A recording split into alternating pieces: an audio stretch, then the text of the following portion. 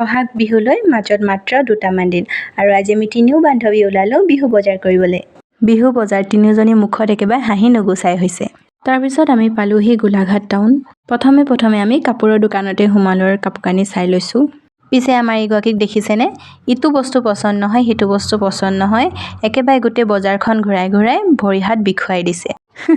তাৰপিছত আমি আকৌ গোটেইকেইটা আহি পালোহি বিশাল মাৰ্কেট। তাতো ল'লে ইহঁতি কিবা কিবি, পিছে মই লগত ঘূৰিহে ফুৰিছোঁ দেই। বিশালৰ পৰা ওলাই আমি আকৌ পালোহি পাৰ্লাৰ।